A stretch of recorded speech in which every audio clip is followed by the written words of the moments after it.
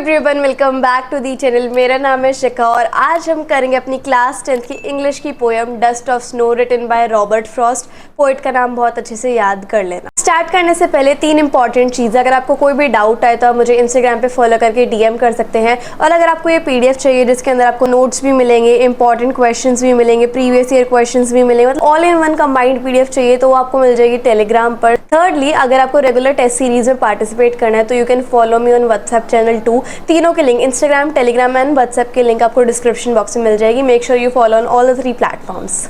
Now let's start our poem. First stanza पे आते हैं। द वे अ क्रो से लेकर फ्रॉम अ हेमलॉक ट्री तक। अब शुक का मतलब होता है शेक।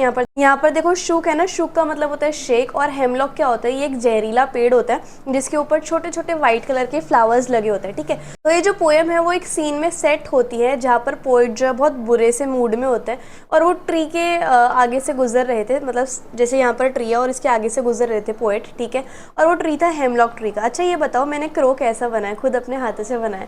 ओके, सो हेमलॉक ट्री जो है वो एक पॉइजनस ट्री है, मैंने आपको बता ही दिया। तो जैसे ही वो हेमलॉक ट्री के आगे से गुजर रहे थे तो एक कौवे ने, जो कि हेमलॉक ट्री के ऊपर ही था, उस कौवे ने पता नहीं कैसे क्या किया लेकिन कुछ स्नो की डस्ट जो है वो पोइट के ऊपर डाल दी, क्योंकि वो हेमलॉक ट्री के आगे से ही गुजरा था ना।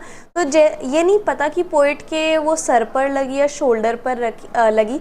इसका पोएम में नहीं बताया कि पोइट के कहाँ पर वो पोएम स्नो लगी। ठीक है, तो ऑल्सो रीडर्स को ये डाउट है कि मतलब एक बर्ड कैसे डस्ट ऑफ स्नो ऊपर से डाल सकता है किसी के ऊपर। ठीक है, या तो हो सकता है कि जो कौवा है वो लैंड कर रहा हो पेड़ पे, तब जाके थोड़ी बहुत बर्फ़ गिर गई हो, या कौवा शिवर कर रहा था, कोल्ड से कांप रहा था, तो इस वजह से जो डस्ट है, डस्ट ऑफ स्नो है, वो गिर गई हो, या फिर वो ब्रांच पे खुद को अच्छे से सेट कर रहा हो तब गिर गई हो है। ठीक है, लेकिन किसी कारणवश उस कौवे की वजह से ऑथर के ऊपर कुछ स्नो गिर गए। तो यहाँ पर अब जो नेचर है उसके 2 एजेंट्स के बारे में बात हो रही है, एक हेमलॉक ट्री और एक क्रो। और दोनों के दोनों, हेमलॉक ट्री भी और क्रो भी, मतलब अच्छे नहीं माने जाते, शुभ नहीं माने जाते। सैडनेस और डिप्रेशन को ये शो करते हैं, जैसे कि पोइट का मूड भी वो सैड ही था।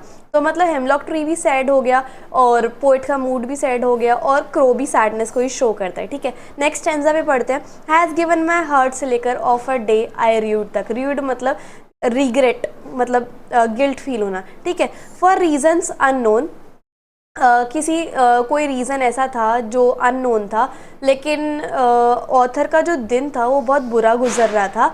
और जैसे ही उनके सर पे, आप देखो इस स्टैंजा में आ गए, जैसे ही उनके सर पे स्नो गिरी, ठीक है, ऊपर से क्रो की वजह से, तो उनका मूड जो है ना, पहले तो बहुत बेकार था लेकिन उनका मूड जो है अचानक से बदल गया, इंस्टेंटली चेंज हो गया। ठीक है, उन्होंने अपना मोस्ट ऑफ द डे, मतलब आधे से ज़्यादा दिन तो उन्होंने अपना बैड मूड में ही बिता दिया था, लेकिन बाद में उस क्रो ने बर्फ़ गिरा के पोइट का सारा मूड अच्छा कर दिया। यहाँ पर हेमलॉक ट्री और क्रो को वैसे तो नेगेटिव रेफरेंस से देखा जाता है, बट पोइट कहते हैं कि कभी कभी अनलकी चीज़ें जिनको हम अनलकी मानते हैं वो भी हमारी लाइफ में हैप्पीनेस और जॉय ला सकती है। ठीक है, हमें चीज़ों को फॉर ग्रांटेड नहीं ले लेना चाहिए और हमें ओपन होना चाहिए, एक्सेप्टेड फील करना चाहिए जो भी नेचर ने हमारे लिए बनाई है। हम किसी को ऐसे नहीं बोल सकते कि ये लकी है या फिर अनलकी है।